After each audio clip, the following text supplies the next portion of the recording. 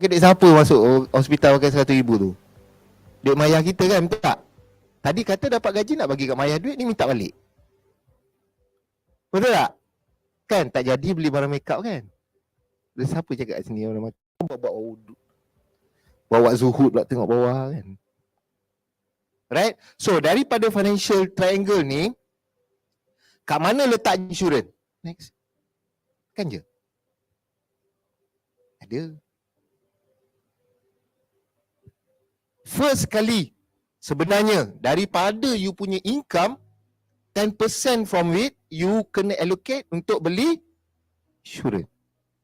10%. Ini bukannya saya key in tau. Ini saya ambil daripada bank negara punya guidelines. But yet Malaysian selalunya akan beli.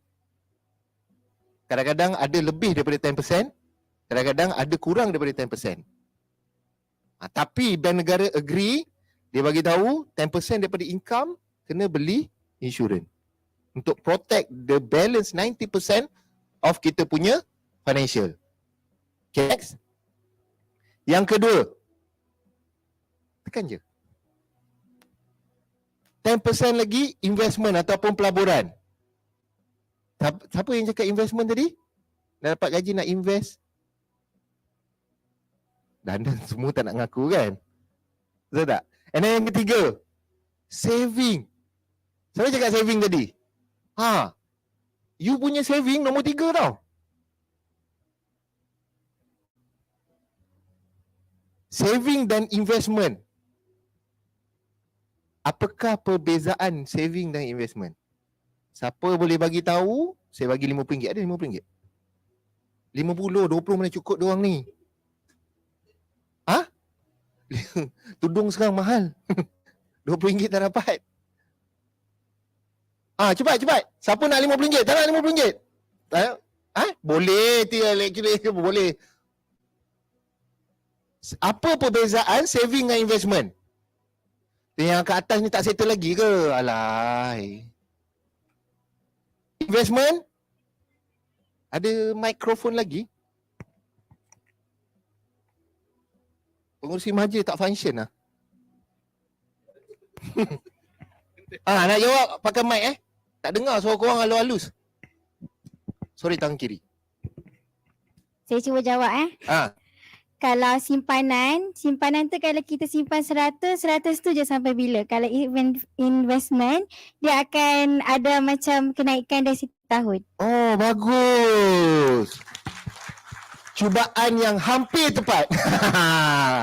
Okey, pasing kawan-kawan. Siapa yang nak try RM50 ni? Ada RM50 oi. Ada kan? Ada. Cepat. Siapa nak try? Dik, kurang tepat dik. Tapi almost tepat. Saving pun beranak juga duit. Cuma beranak tu sikit, betul tak? Kan? Investment beranak banyak. Contoh. So, dua-dua beranak. Saya nak perbezaan. Try. Ui.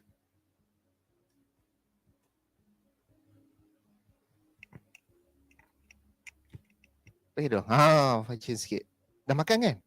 Dah, Alhamdulillah. Boleh hantar mic. Sekarang saving dia macam sikit-sikit pun dia jadi bukit. Dia macam sikit-sikit kita saving, sikit-sikit pun dia jadi banyak lah. Kalau investment dia kadang-kadang ada dia naik, kadang-kadang dia turun macam tu. Oh. Saving dia naik sikit-sikit, lama-lama jadi bukit. Investment dia boleh jadi gunung, boleh jadi tanah rata macam tu. Bukan, dia macam turun naik. Saving pun sama juga. Tak semestinya semuanya naik, betul. Contohlah saya simpan duit bawah bantal, rumah saya terbakar, duit saya ada lagi, terbakar lah kan, betul? Sebab duit kertas. Kalau duit batu tak apa kan. Betul tak? Next try. Nak cuba lagi? Ni tuan pengurusi nak cuba. Ni atas dulu lah, lady first. Boleh? 1, 2, 3. 5 orang je try. Saving is like something we save in the bank that we can use If investment means we save and buy any assets, we invest in bank and to buy any assets or something like that. Boleh juga. Boleh. Tapi kurang tepat lagi. Saya bagi satu hint Abang bagi satu hint. Abang pula dah. Saya bagi satu hint. Perbezaan dia satu perkataan je. Sama je. Lagi. Try. Kita tak tahu. Accessible. Dua-dua accessible.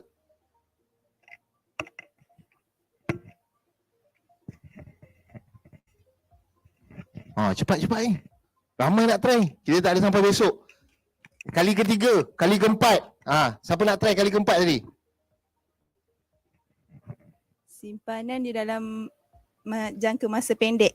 Okey. Kalau pelaburan dalam masa panjang. Hampir tepat. Bagus. Hampir tepat. Semua pun hampir tepat. You guys ni pandai lah. Risau pula. Turun RM20 boleh?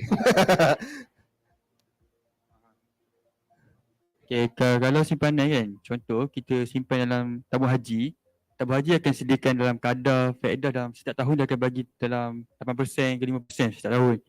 Kalau investment, contoh kita invest emas, harga setiap tahun dia akan naik. Dan ada emas turun kan?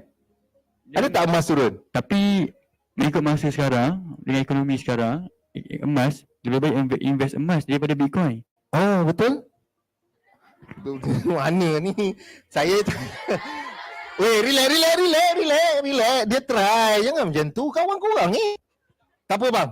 Terima kasih. Bagi tepukan yang gemuruh kepada semua. Dah 5 kali try kan? Okay. So jimat RM50 saya kan. Perbezaan simpanan dan juga pelaburan. Satu ayat saya cakap tadi. Satu patah perkataan je. Iaitu liquidity. Liquidity. Cairan. Pernah dengar orang cakap, aku simpan duit beli bangunan? Ada? Orang selalu cakap, I invest in property. Betul? Ada tak pernah dengar orang cakap, saya invest dekat dalam Maybank? Apa dia? Saving account. Ada? Tak ada kan? So perbezaan saving dan juga investment satu je, iaitu liquidity. Dua-dua buat duit, dua-dua ada interest. Tapi liquidity tu yang membezakan simpanan dan juga pelaburan. Nak beli rumah susah ke senang? Susah. Nak jual? Nak jual pun susah lah. Betul tak? Nak simpan duit, senang. Orang masuk dalam cash deposit machine. Nak keluar? Senang, cucuk duit. Betul? Nak beli rumah ambil masa 3 ke 6 bulan. Nak jual? Sama juga. That's why perbezaan saving dan juga investment adalah liquidity. So you guys kena tahu, daripada income kita sebulan ni, kita kena allocatekan 10% untuk saving yang boleh kita withdraw when it comes to emergency. Tak termasuk ada jualan-jualan hebat, tudung ke, pakaian-pakaian makeup ke apa, bukan itu bukan emergency nama dia tu. Emergency ni kalau katakan kita ada masalah ataupun family perlukan duit apa, then that we call emergency. 10% kena invest untuk jangka masa pendek dan panjang. Dan last but not least, 70% baru belanja. So let's say example, you nanti dapat income RM10,000 sebulan. RM1,000 kena allocatekan untuk beli insurans. Kalau kita tengok kenapa dekat Malaysia ni masih ramai lagi orang yang tak ada insurans ataupun ada proper protection? Bukan kebanyakan dia orang tak sedar. Mungkin tak sedar jugalah, kan? Tapi adalah disebabkan mereka kurang faham tentang bagaimana diorang perlu allocatekan income diorang kepada benda-benda tersebut. That's the main thing kenapa orang ingat insurans ni adalah satu kehendak rather than ianya satu keperluan. Right? Next. Jimat RM50 saya. Kita kat mana sekarang? Okay. Basic untuk perlindungan insurans ni dia ada 3. Yang pertama, kos perubatan. Itu medical card. Kalau saya cerita lebih-lebih kan in-deep susah pula kan. So saya cerita yang general knowledge saja. Kos perubatan sebab kebanyakan orang sakit dulu baru mati. Ada juga yang mati mengejut. Tapi kebanyakan orang sakit dulu sebelum, kalau sakit tak menyusahkan orang, tak apa. Betul?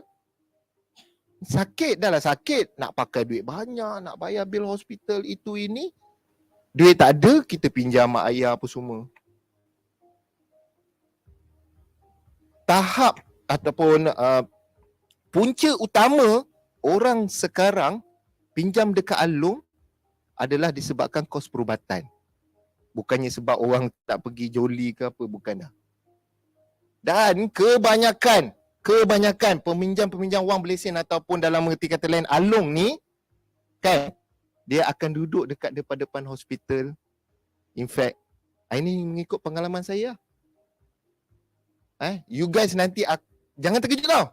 When you guys graduate, you masuk ke KPJ, you masuk dalam real world kan, you akan nampak dia ni asyik ada kat sini, dia ni siapa sebenarnya?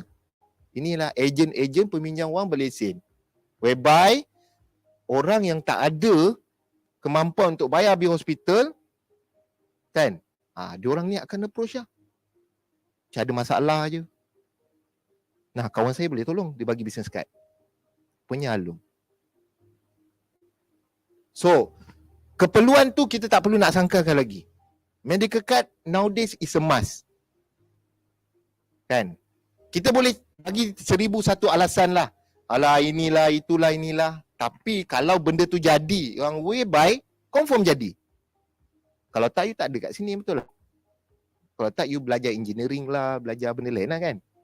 So, you ada kat sini because people will sick, people will die. So that's why medical card adalah satu keperluan. So kalau katakan you dah masuk alam pekerjaan nanti, you akan berhadapan dengan rakyat-rakyat Malaysia yang lain. Kan? Kalau let's say adik tudung biru ni kan, awak dapat tempat kat billing department. Atau billing department. Orang nak bayar kan, orang dapat kos dapat rawatan semua, awak duduk kat billing department. Kalau orang tu dah dapat, orang tu datang nak bayar, dia pakai cash. Tanya dengan dia, tak ada insurans ke? Kenapa jadi kurang bijak? Betul tak? Orang yang bijak adalah orang yang beli insurans. Kan? Yang laki-laki pun sama juga. Nak pilih bakal isteri, kena pilih yang ada insurans. Tak ada insurans, jangan pilih. Jangan pilih, betul? Nanti dia sakit, dia nyusahkan you. Betul tak? Dengan perempuan pun sama. Muka handsome tak ada insurans tak guna. Tuan-tuan dan perempuan sekarang. Betul. Kalau dia sakit dia susahkan kita. Dah lah nak jaga dia satu hal. Nak kena bayar pula. Buat personal loan lah, itulah, inilah. Nak bayar bil hospital dia. Betul tak? Okey. Yang kedua adalah plan gantian gaji. Ataupun dalam erti kata lain, apa yang kita panggil sekarang hibah. Penting tak? Pun sama penting. Ada skeptical punya mindset sekarang. Masih ada lagi. Oi, saya meninggal, isteri saya ni pandai-pandai dia nak. Betul. Kalau kau meninggal, sekarang kau TPD, kau terlantar je kat rumah, kan menyusahkan bini kau. Betul. So, penting juga life compensation. That's why dalam insurans, kita bukannya sentuh aspek kepada siapa, kepada orang yang memerlukan kos rawatan saja. Kelangsungan kehidupan itu. Betul tak? Kalau kita sakit, contohlah kalau saya sakit kritikal lah 3 bulan lepas. 3 bulan lepas ni dah berlalu lah. Tak apa kalau saya cakap 3 bulan depan ni macam doakan kan. 3 bulan lepas saya sakit. Saya dah tak boleh kerja. Kan? Macam mana saya nak dapat duit untuk survive? One day you akan melangkah ke alam pekerjaan. You rasa-rasa 3 bulan you tak masuk hospital, you tak masuk kat KPJ, you rasa company masih nak hold you ataupun lepaskan you? Lepaskanlah, mencintai tak semestinya memiliki. Kadang-kadang kita kena melepaskan. cerita tu. So bila dah dilepaskan, apa yang you nak ada yang survive? One day you get married, you dah ada anak, you dilepaskan daripada company. Setiap bulan pada isteri, you dilepaskan oleh suami. Yang suami dilepaskan oleh suami tak lepaskan suami. Betul. Isteri lari terus. Betul? Betul. That's why plan pengelapan gaji ni dia sama level kepentingan dia dengan medical card tu tadi. Sama level. Tapi basically kita akan letak medical card ni yang paling core sekali sebab usually orang akan sakit dulu sebelum mati. Yang ketiga, dana persaraan pun nak kena ada juga. Kan? Kalau you invest duit, contohlah you beli property banyak, you tak ada protection. Kalau you sakit, property you jual tak? You jual, dah lah dapat lambat 3 ke 6 bulan kan. Tapi you jual. End up, apa yang tinggal you kat you untuk masa persaraan nanti, masa retirement age. Kan? EPF keluarkan kenyataan 60 ke 70% Malaysian EPF dia habis dalam masa 2 tahun selepas bersara. Dan tahun ketiga, apa geng-geng ni buat? Jabatan Buruh keluarkan numbers juga pada tahun 2007. Tahu 2007 ni saya rasa ada yang tak, ada yang sekolah lagi time tu kan, betul tak? Dia keluarkan daripada 100 orang yang retired hari ni, kan?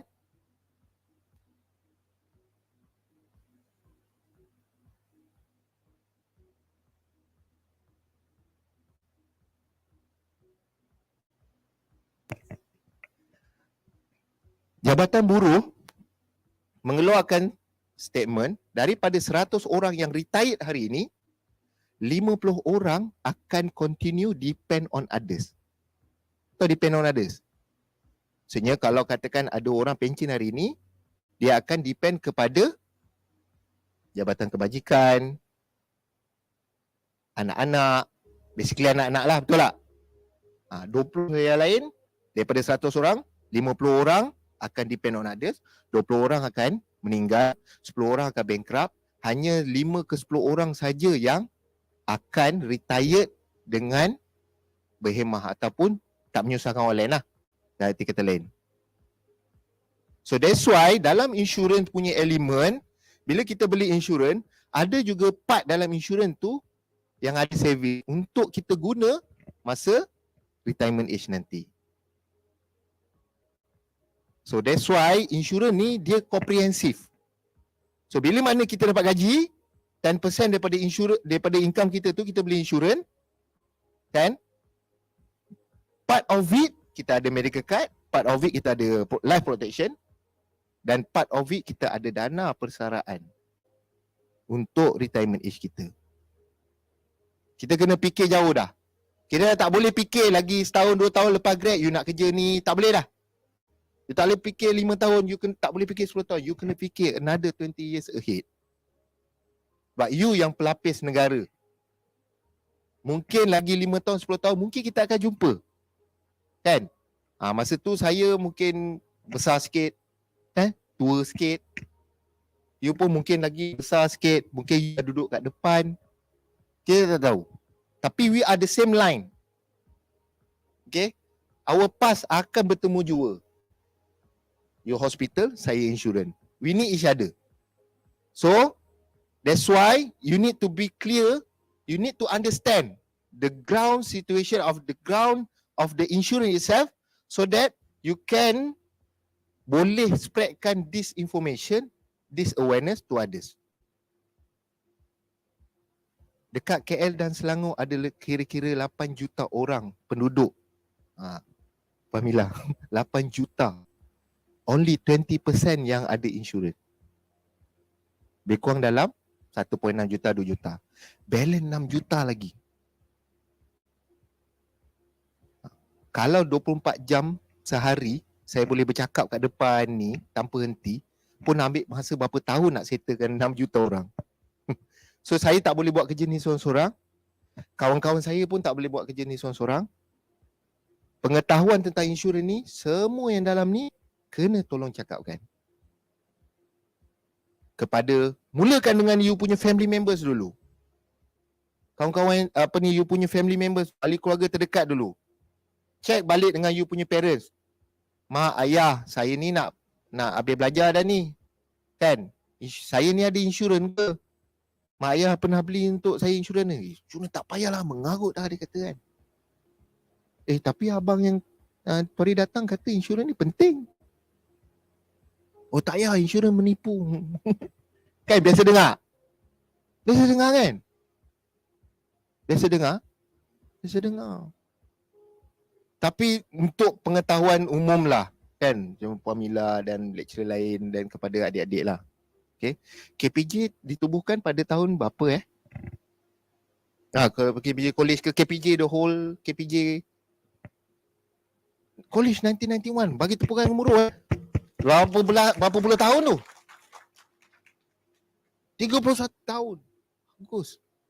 Kan? KPJ lagi lah lama kan, betul tak? Insurance company majorly prudential lah. Ditubuhkan pada tahun 1924. Ada yang dah lahir tahun 1924. Kalau ada saya gerak sekarang. Okay, hantu kot, betul. 1924, jangan kata Maybank, jangan kata BSN, even Angkatan Tentera Malaysia pun tak ada lagi time tu. Dah kalau katakan insurans ni menipu, dah lama tak kena tutup dengan kerajaan Malaysia. Lama. Tapi insurans tak menipu. Yang nipu tu orang. Betul. So that's why kita tak boleh nak salahkan satu benda demi kita kena tengok the whole aspect.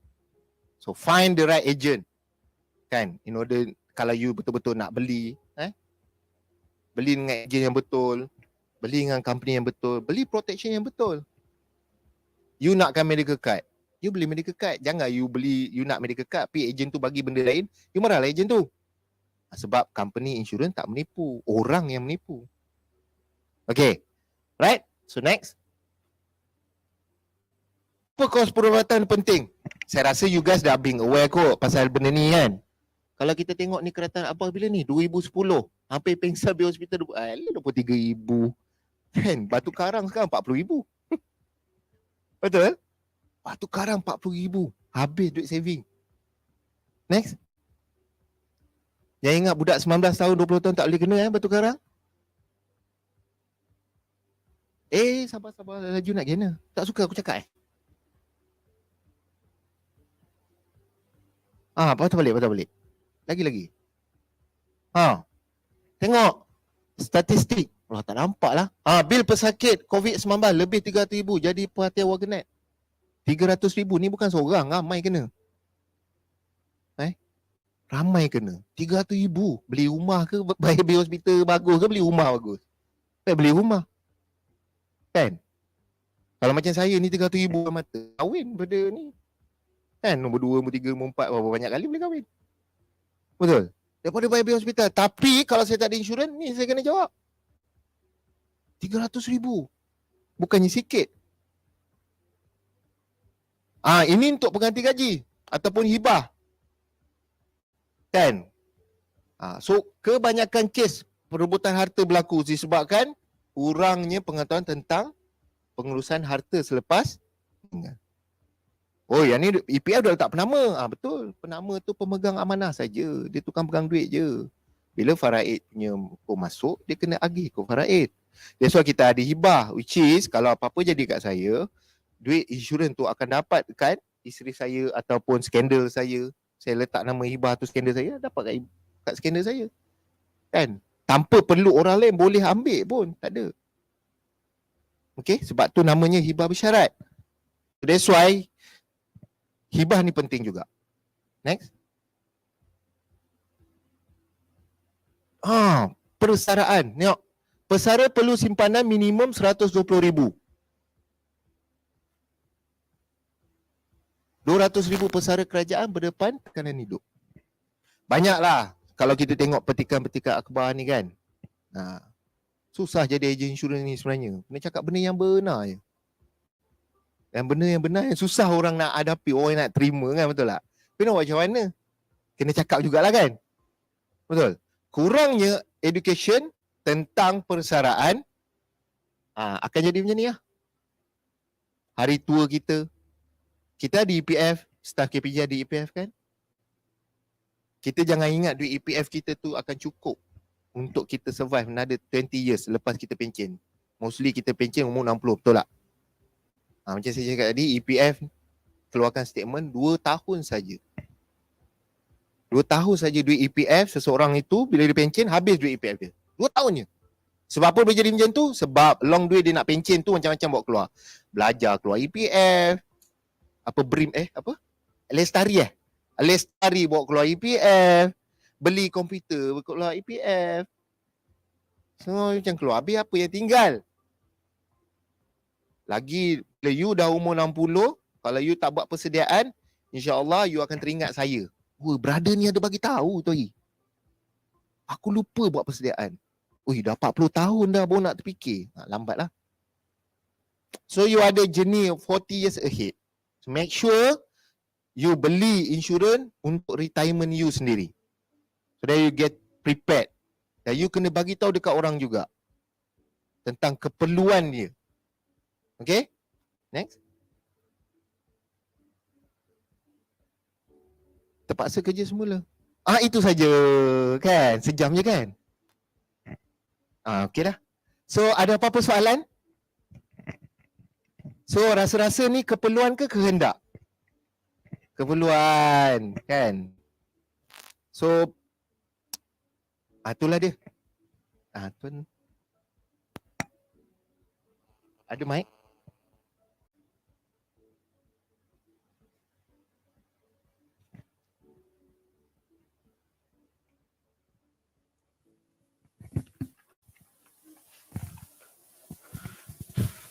Terima kasih diucapkan kepada Tuan Penceramah atas perkongsian sebentar tadi. Tak ada buka Q&A? Buka. Buka. Dia cakap terima kasih tadi. Macam nak allow. Majlis diteruskan lagi dengan sesi soal jawab. Para hadirin boleh mengemukakan pertanyaan kepada Tuan Penceramah. Ada sebarang soalan dari para hadirin?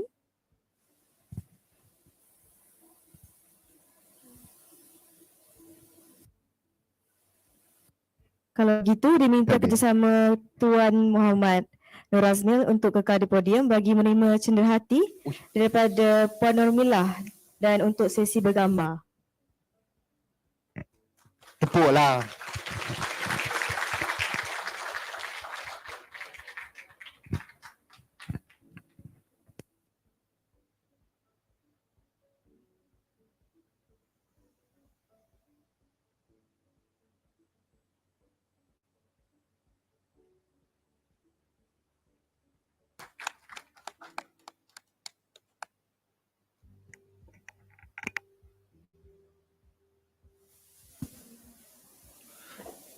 Terima kasih Puan Wamilah dan Puan Muhammad Nazmi. Kita akan berehat sementara waktu.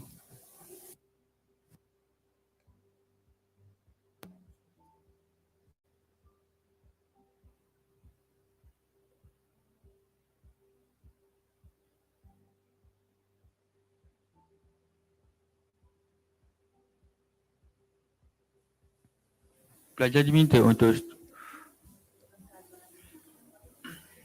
diminta untuk kekal dalam dewan.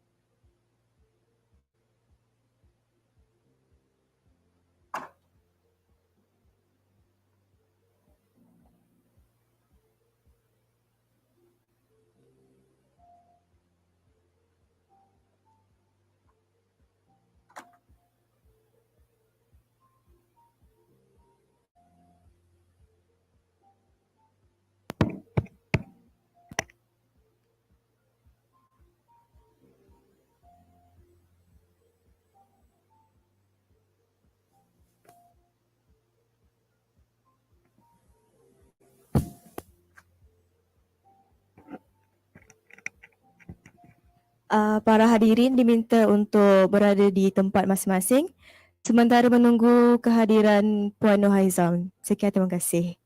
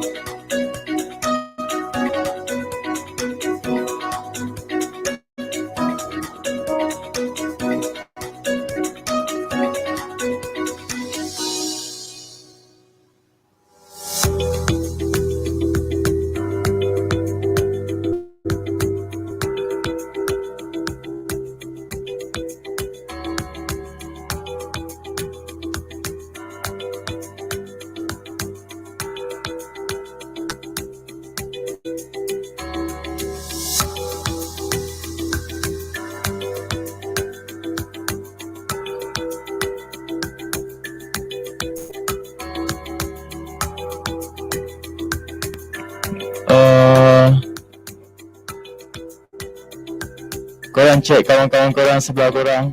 Make sure diorang ada dalam ni. Sebab kita dah start majlis. Lepas tu duduk kat tempat masing-masing . And saya suka maklumkan lagi sekali kurangkan bermain telefon. Okay. Sebab tu sesi talk sedang berjalan. Sekian, terima kasih.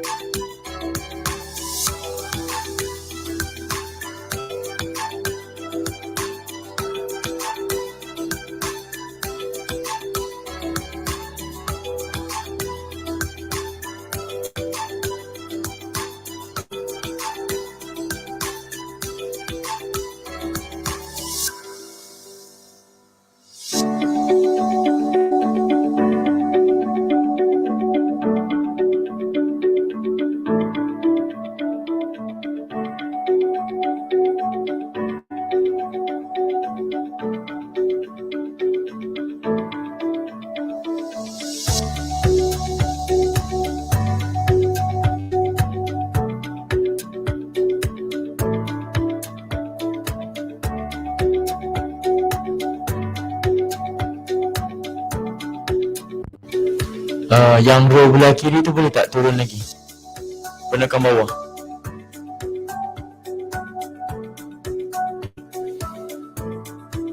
Yang belah kanan ni pun sama juga turunkan ke bawah. Ke bawah lagi. Ke bawah.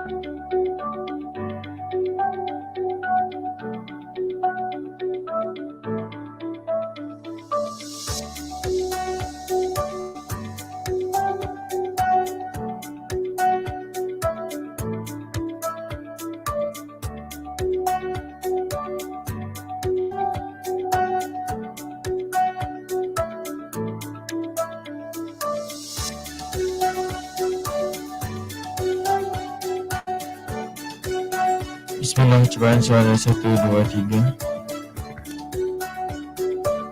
Bismillah, cubaan 1, 2, 3.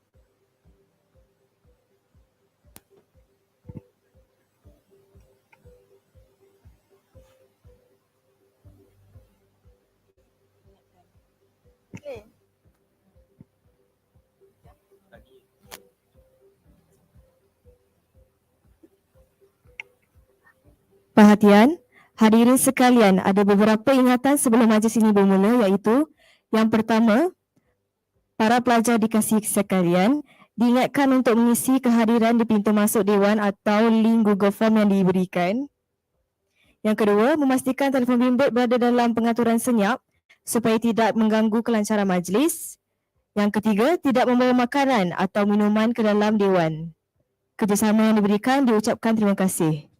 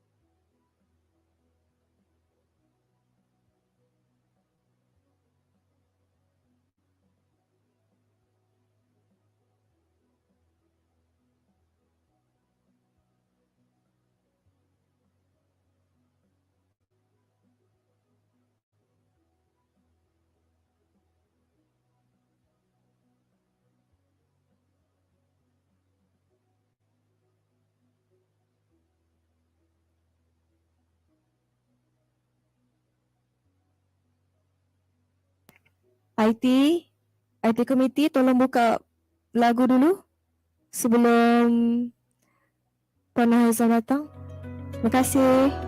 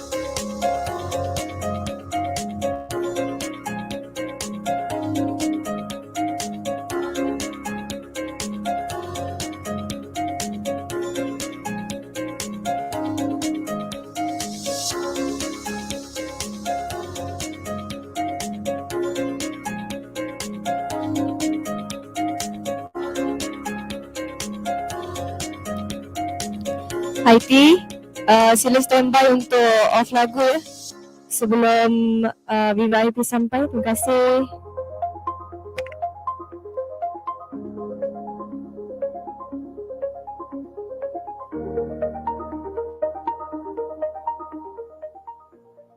Mengumumkan ketibaan yang berbahagia Puan Haizah Muhammad, Officer in Charge KPJUC Berhad dan Executive Director KPJUC University College.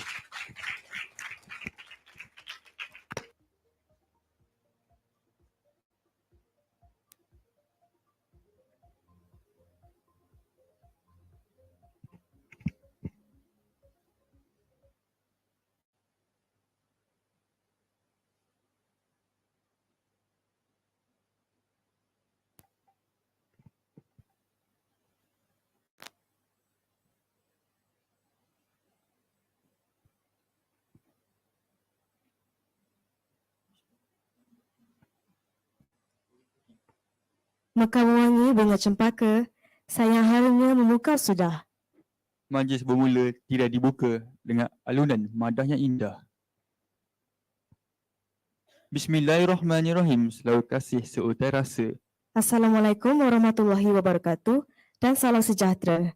Yang berusaha, Prof. Dr. Zahizin, Dekan Fakulti Pengurusan dan Perniagaan, Encik Muhammad Helmi Daud, General Manager and Registrar KPJUC, yang amat dihormati, Puan Haizah Muhammad, Officer in Charge, KPJ Healthcare Berhad dan Executive Director KPJ Healthcare University College. Barisan bersyarah, staf KPJUC dan staf jemputan daripada KPJ Healthcare Berhad serta rakan seperjuangan sekalian. Majlis berbesar hati menjemput yang berbahagia Puan Haizah Muhammad ke pentas untuk menyampaikan sedikit amanat beliau, penyampaian hadiah pertandingan poster dan seterusnya menyempurnakan upacara penutupan Majlis Financial Literacy Month bagi tahun 2022. Dipersilakan.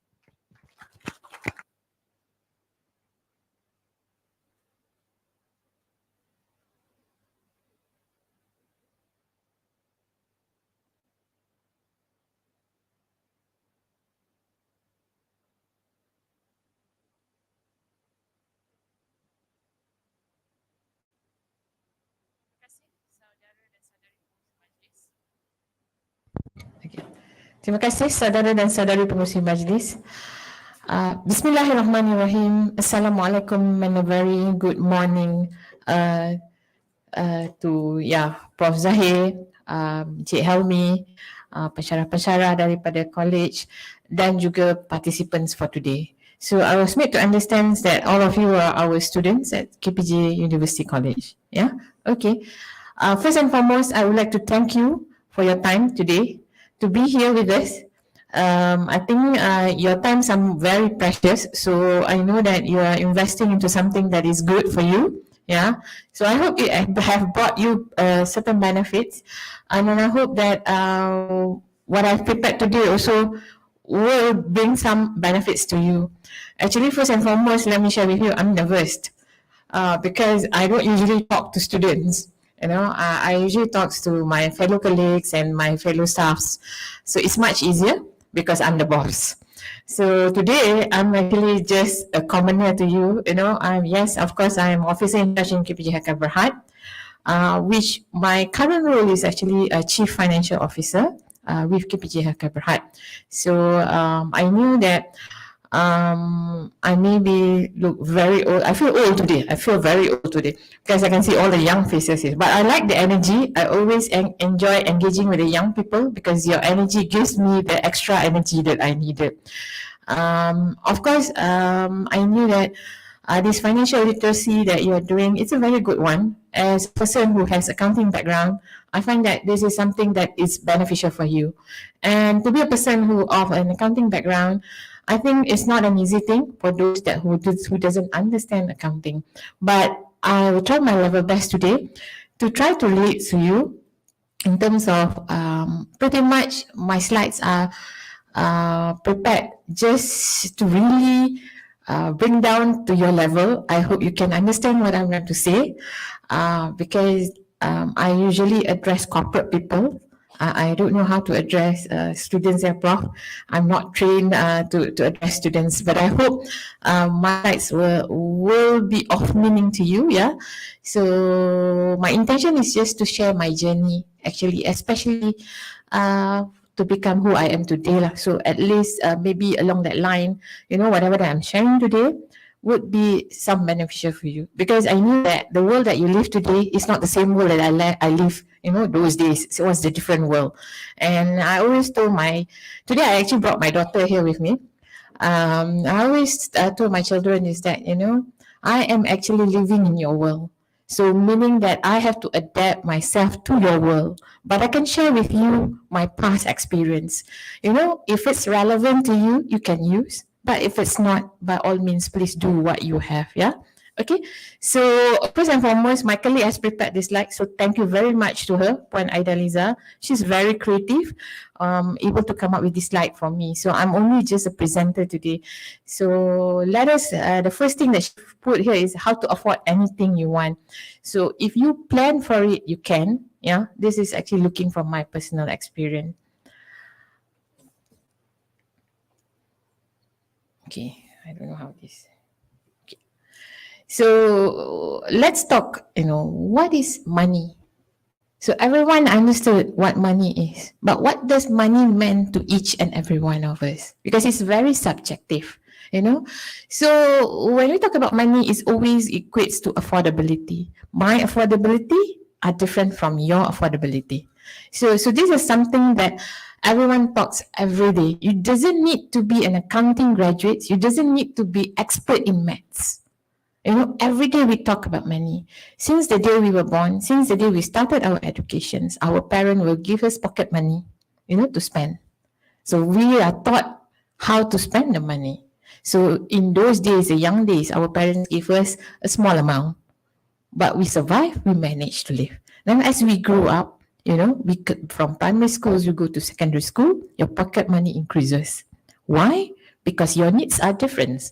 You know, then from your secondary schools, you go into college or university. So your pocket money are more different because your needs change as you grow. Yeah. So this is where when you talk about money, I will say I can afford, I can spend. But you may say you can't afford, you can't spend, because it's very subjective. And it grows over the time that you start growing. Yeah. Okay. So this is just something to explain, you know, the meaning of money. And like I said, you don't need to be an accounting graduate. You don't need to understand maths, you know, for you to understand money. Okay. So where does money goes? We talk about, you know, money. So when you were young, you were given $1 for you to spend in school. So what did you spend with $1? You know, when you were standard 1, try to go back down the memory lane. Remember when you spent $1 when you were standard 1? I mean, I don't know how much you were given when you were standard 1, but I was only given 50 cents lah. So that was what I had. But like I said, your world and my world are different. So I can't relate to yours, but I can share what I had. So 50 cents was enough when you're standard 1. But when you grew to become standard 6, right? I started getting $1.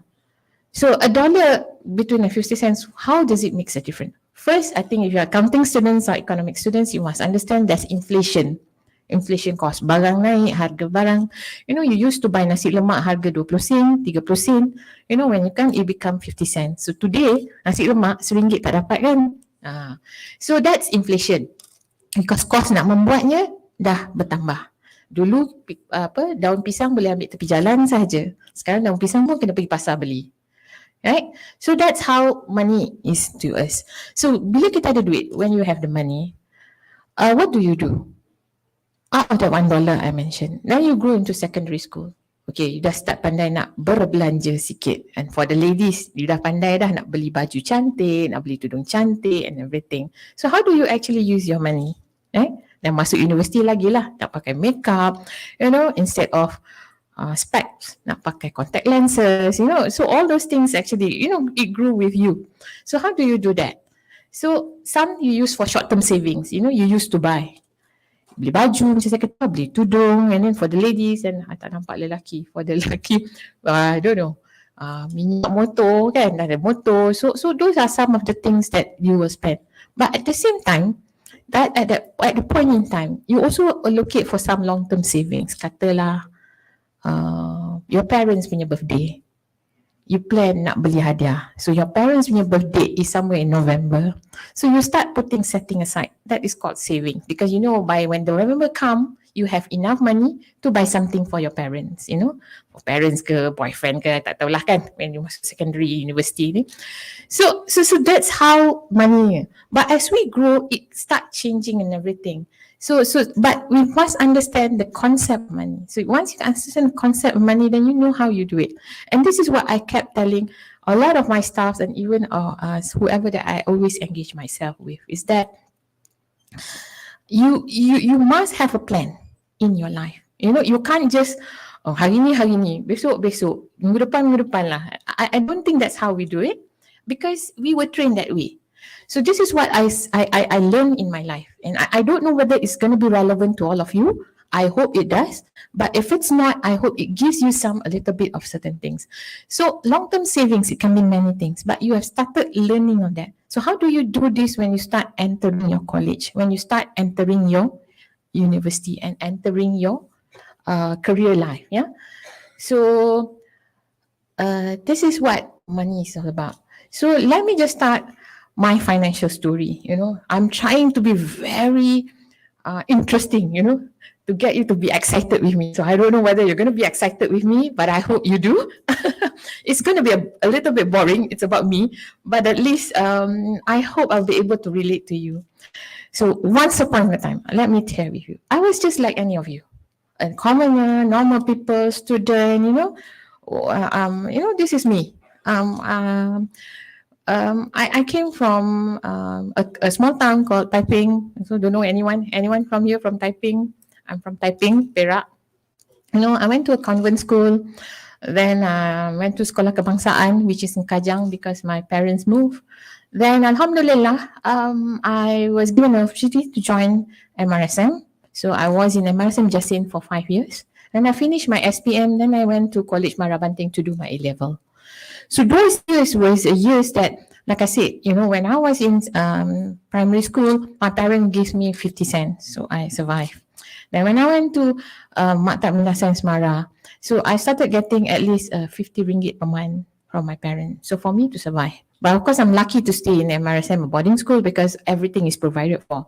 So the $50 is just for me to do other things. So I don't pretty much learn to do savings lah. I mean, because that 50 is already something out of, you know, for me to do something that I needed.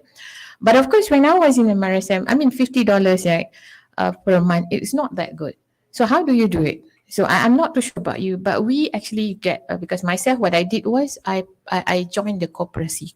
So I became, they call it those days like AJK or something, I can't remember lah.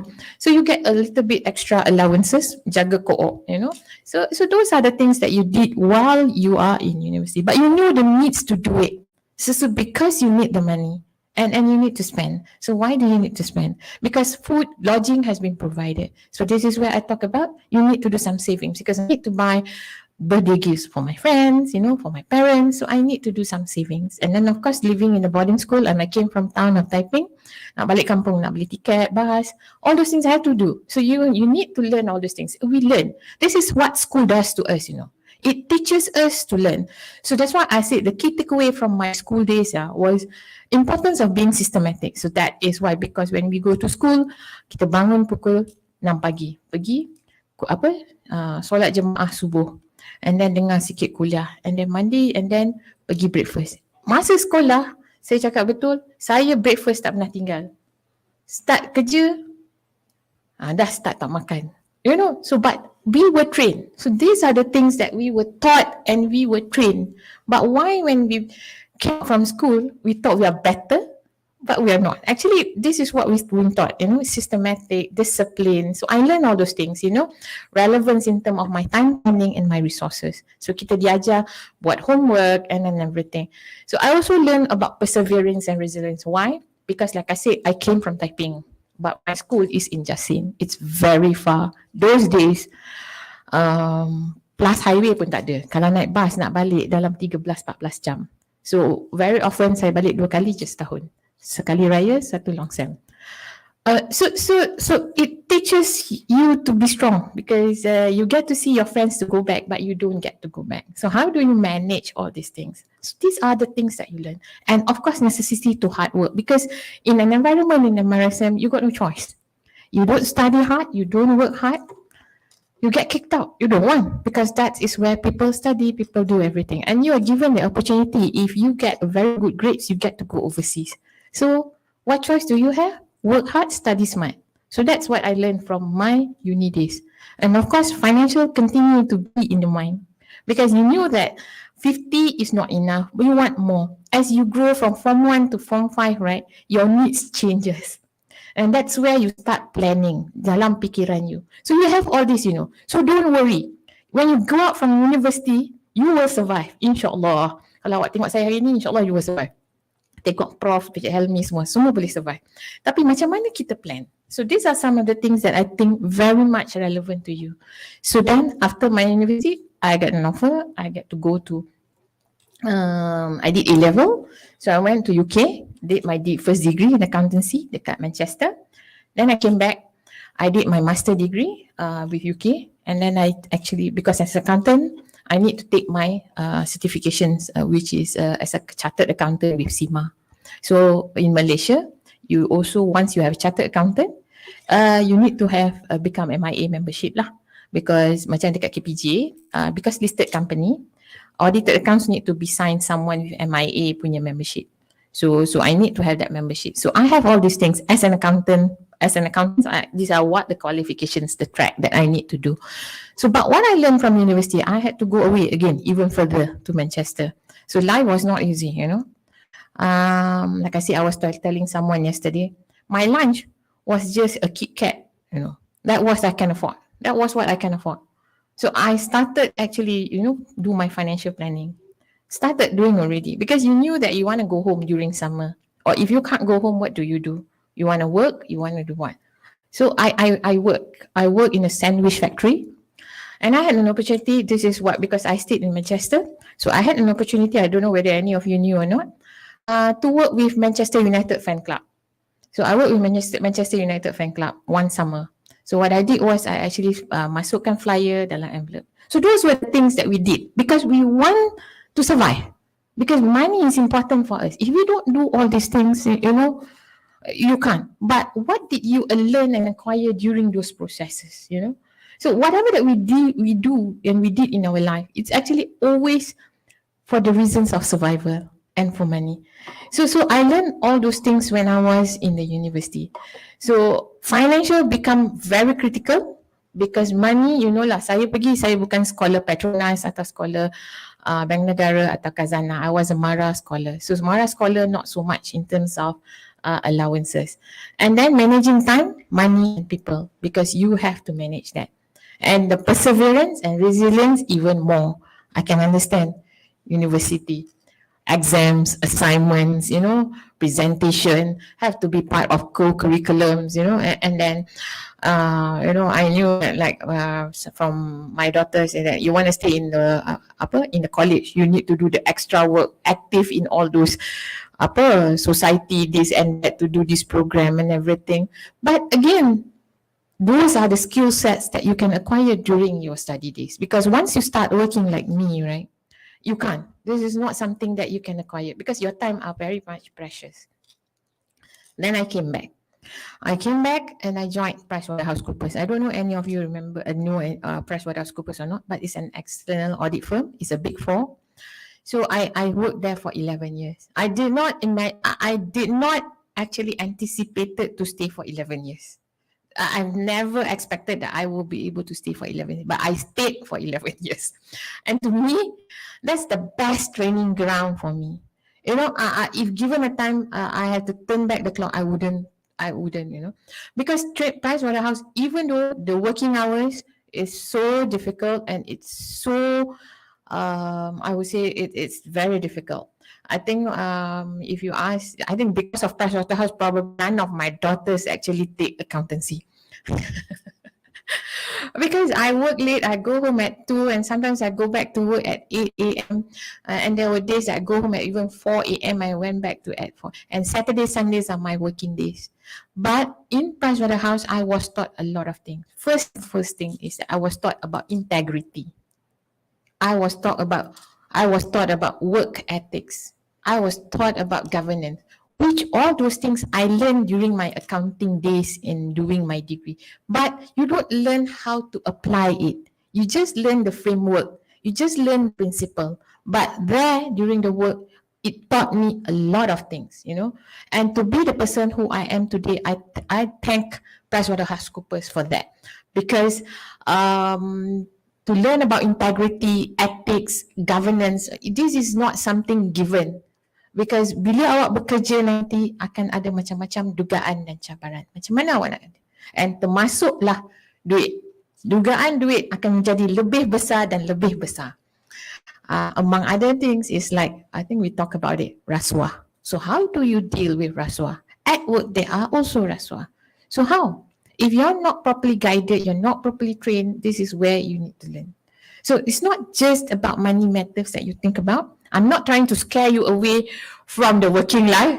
Working life is interesting, enjoyable. You can see these people in front, they can still smiling. But it's just that I'm trying to say is that there are more challenges. So prep yourself, yeah? Then I became what I call myself an auditor lah. So critical thinking, business acumen, and continuous growth. So where do I go next after PricewaterhouseCoopers? Here I am in KPJ Healthcare Berhad. I joined KPJ in 2008. You know, actually I was the XML auditor for KPJ Healthcare Berhad when I was in PricewaterhouseCoopers. So I crossover lah. Daripada site sini saya crossover ke site sini. So but actually what makes me crossover, because I like KPJ so much. Because one, it's a healthcare provider. So healthcare is very much related to you and I. You know, each and every one of us, you know, understands about health. So that's why I joined KPJ. And KPJ at that point in time, they already have this vision. They wanted to be a preferred healthcare provider. So preferred healthcare provider, what does it mean? We individually always wanted to be the preferred. So how do we actually relate to ourselves to be the preferred? So then in order to be a preferred, KPJ said we must actually deliver quality healthcare. So we aim in ourselves to be a preferred, we need to have quality. So sama dengan diri kita. If we want to be a preferred person in ourselves, we must have that quality. So how do we get this quality? You see? So this quality is supported by the core values. So that's what I like about KPJ. You know, when I learn KPJ, I understand the preferred, and then I mean the visions, then the missions, and then the core values. So at KPJ, we have safety. Of course, when we deliver care, clinical care must be safety. But in our life, we also must take care of ourselves for safety reasons, betul tak? So sama juga when you handle money matters. You must have core values in terms of handling your money matters. Courtesy. So when we're dealing with patients, dealing with people, what else we need to do to be preferred other than be courteous? You know, courteous is a good values. Then integrity. I spoke about integrity, right? So integrity is the most important thing. Professionalism. Because in hospitals, you deal with doctors, you deal with nurses. You know, so all these people are professionals. So we, ourselves, when we want to engage with them, we also must remain as a professional. So how do we behave as a professionals? And of course, continuous improvement. So these are the most important core values at KPJ that attracts me to join KPJ, because I know KPJ had all these core values. And as an individual, if I join KPJ, if I don't have a directions, at least I have a direction from KPJ for me to actually, you know, guide myself, because I'm alone in this world. You know, how do I guide myself? So I advise all of you to have this in your mind, you know, even when you do your financial planning. That's why I say financial planning is not something that is different from me and you. The only difference is at your age, your needs are different. At my age, my needs are different. So this is what I mentioned earlier. So the thing is how to afford everything. I mentioned about planning. You need to be able to plan. Because if you are unable to plan, you will fall into the trap. And you've seen, I think today and yesterday, you listened to all those people who were talking about financial planning, right? So they talked about if you don't properly plan, you fall into all these traps, you know. Negative spending habits today cause to a continuous cycle of poverty because it affects how you look at money in the future. So again, yeah, money is not the main thing for you to be guided, but it's among the top 10 things that you need. Because you need that because of necessities. Shouldn't I talk about 50 cents, you know, 1 ringgit? You need it even at the age of 7 years old. So it's not something that we should ignore totally. Also, it's not something that should be our compass because we used to survive on 1 ringgit. You survive on 50 cents. So what now of 1,000 and 2,000? So we learn how to survive, yeah? So these are the real scenarios. So my colleague managed to say, yeah, Malaysians have low confidence regarding their own financial knowledge. 1 out of 3 Malaysians think that their financial knowledge is low. 1 out of 10 Malaysians believe that they're not disciplined when managing their finances. 84% of Malaysia claim to save regularly and do so only for the immediate term. They typically withdraw at the end of the month to cover daily subsistence expenses. 76% of Malaysians have a budget, but 2 out of 5 find it difficult to keep to a budget. And 3 out of 10 Malaysian working adults need to borrow money to buy essential goods.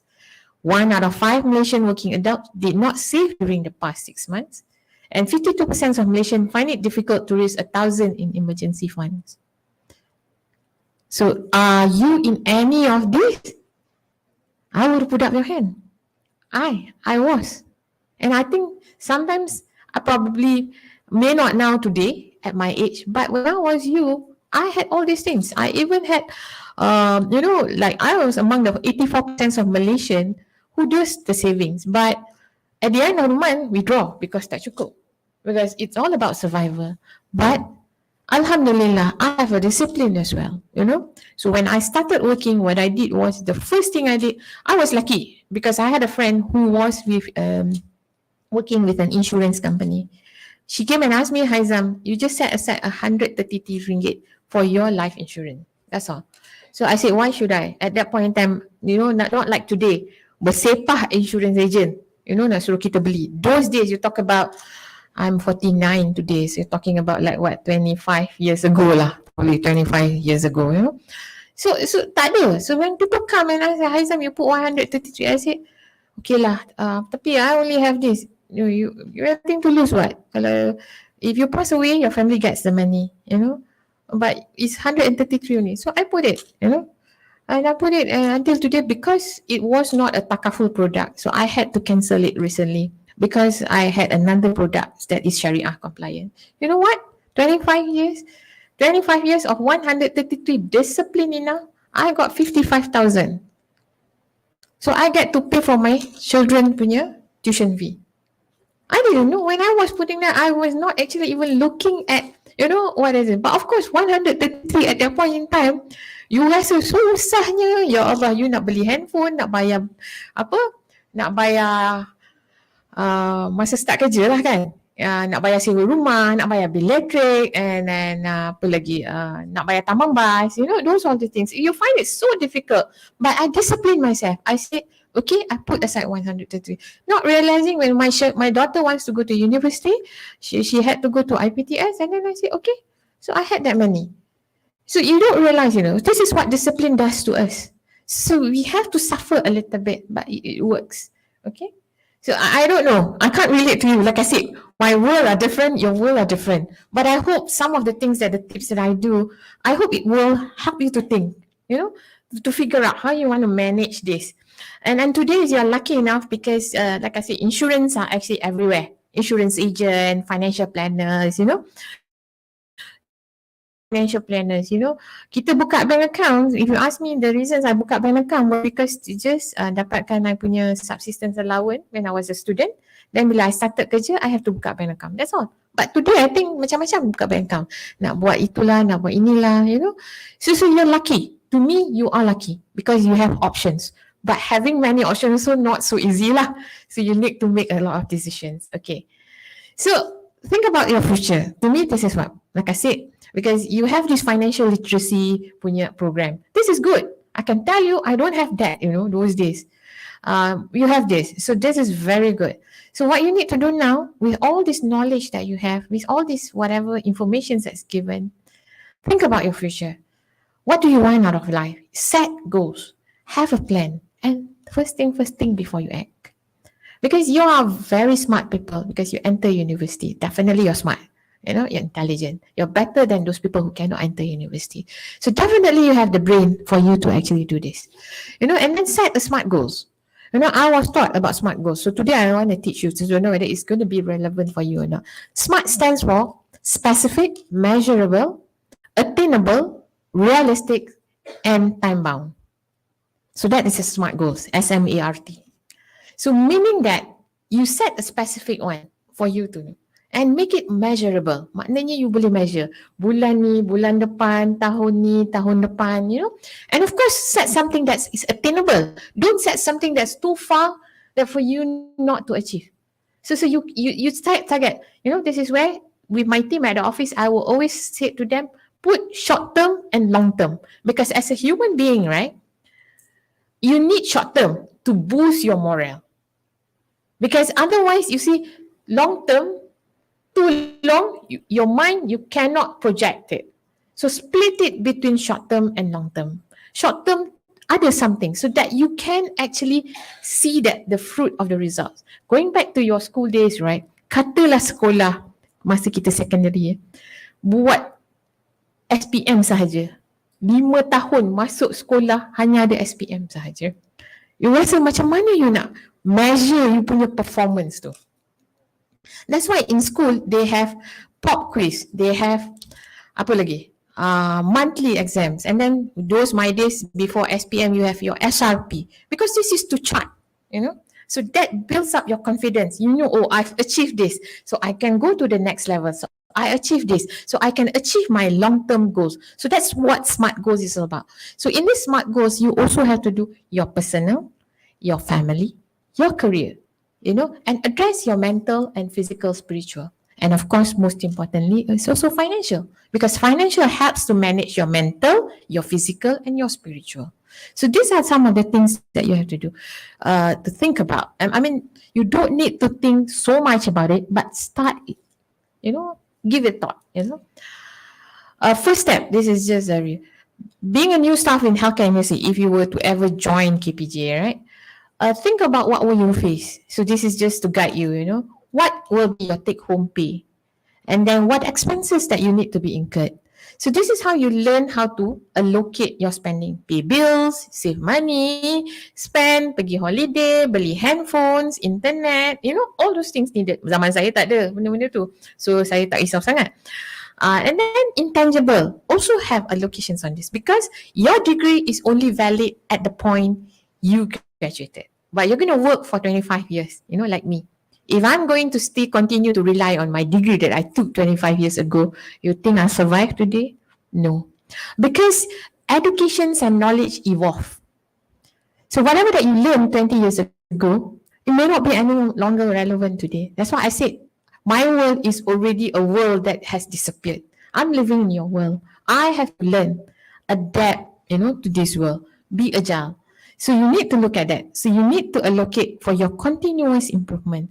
So that's why I say I like KPJ because KPJ has all those core values that I can apply to myself. So you can actually use KPJ's core values to apply to yourself as well. So I put here, you know, training, networking, leadership opportunities, and career growth. So second step, what do? Self-awareness. So self-awareness, you can do online courses, engage yourself with the people, the good people, those people with knowledge and everything, you know. So you're like I said, you're intelligent people. You come to university, you already in that environment that you're engaging with the right people. Continuously to engage with the right people. This is where I said I value my 11 years of working with PricewaterhouseCoopers, because when I was in PricewaterhouseCoopers, the people in there are all, excellent people with accounting knowledge, who graduated from university with accounting degrees, who took ACCA, who took MICPA, who took ICAW, who, you engage yourself with that level of people. Without you realizing, you're pushing yourself to that level.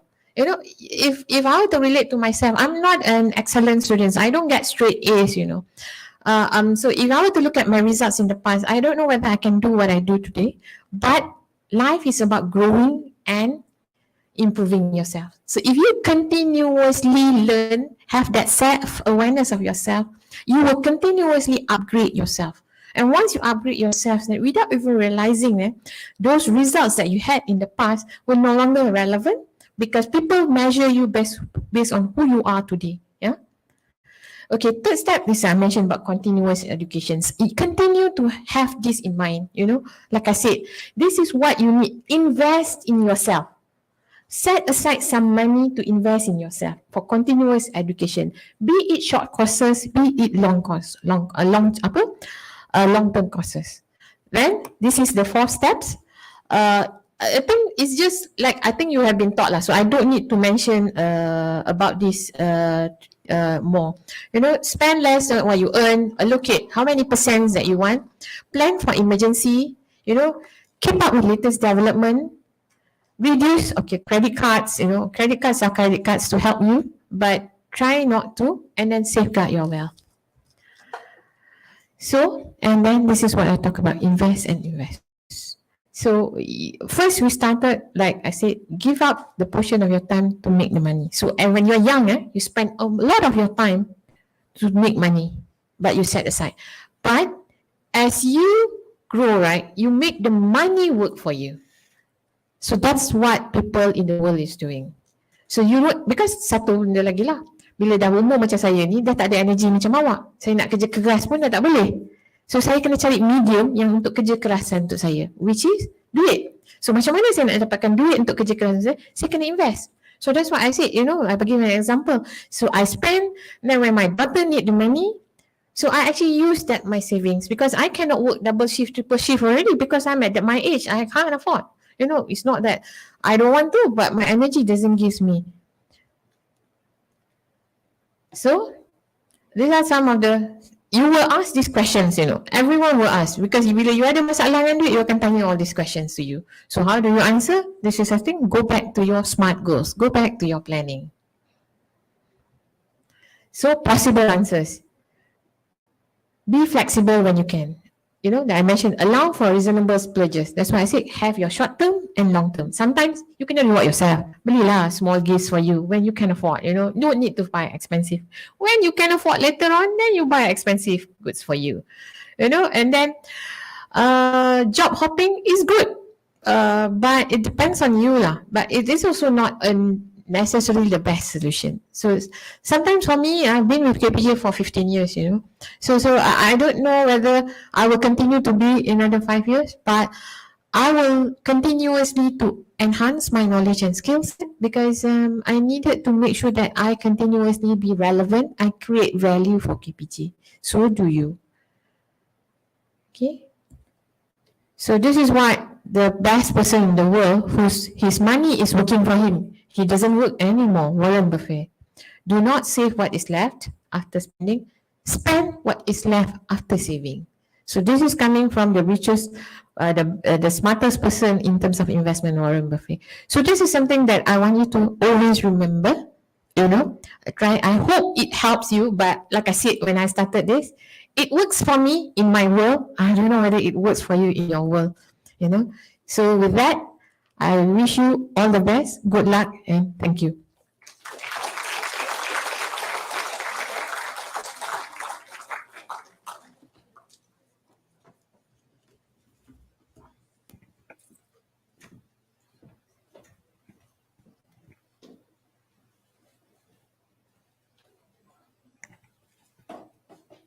Kini tibalah masa dinantikan untuk mengumumkan para pemenang bagi pertandingan poster yang telah dibuka sehingga semalam. Adalah diingatkan yang bakal diumumkan ini adalah muktamad. Sembarang bantahan tidak akan diberikan sama sekali. Diminta Prof. Dr. Zahizin, Dekan Fakulti Pengurusan Perniagaan, mengiringi yang berbahagia Puan Nur Haizam Muhammad ke pentas untuk menyampaikan hadiah.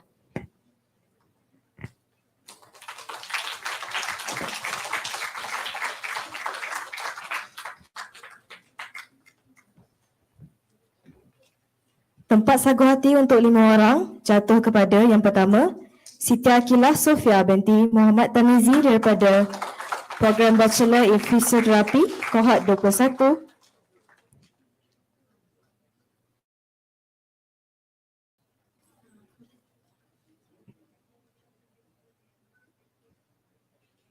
Dan kedua, Remoshini Armugam dari Diploma Healthcare Management.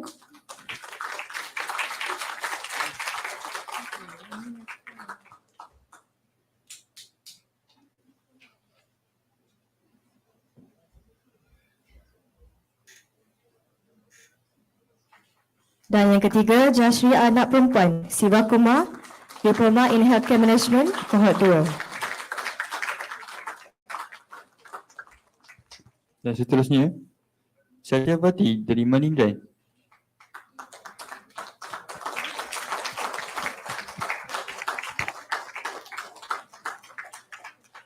Yang terakhir, Siti Umairah Abdul Rahman.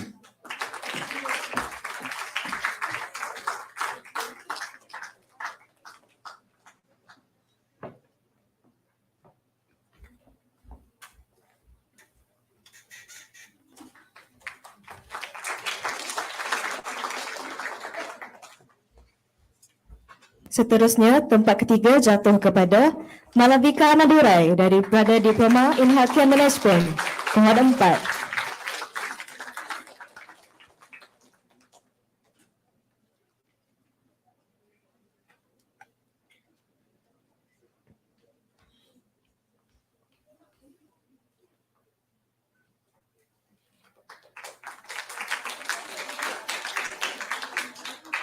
Pemenang tempat kedua jatuh kepada Pauline Nail Sesmi.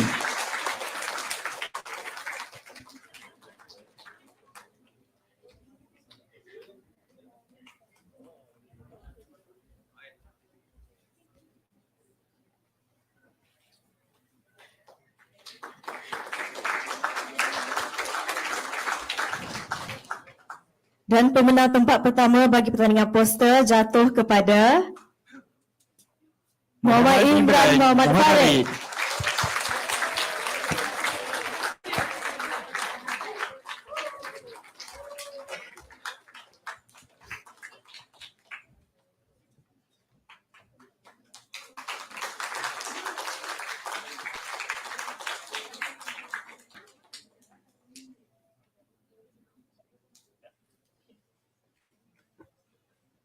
Tahniah diucapkan kepada semua pemenang.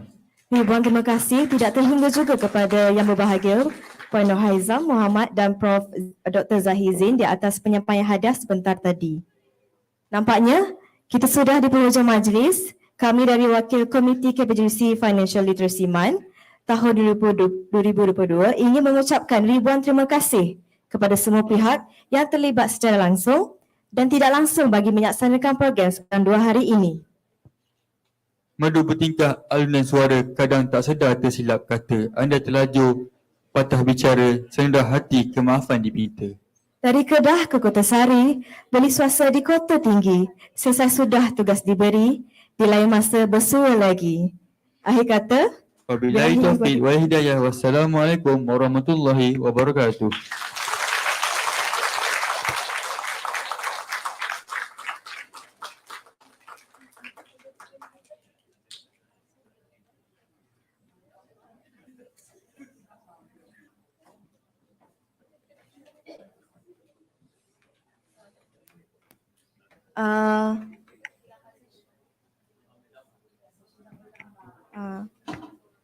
kita menjemput Puan Nur Haizam Muhammad untuk sesi fotografi.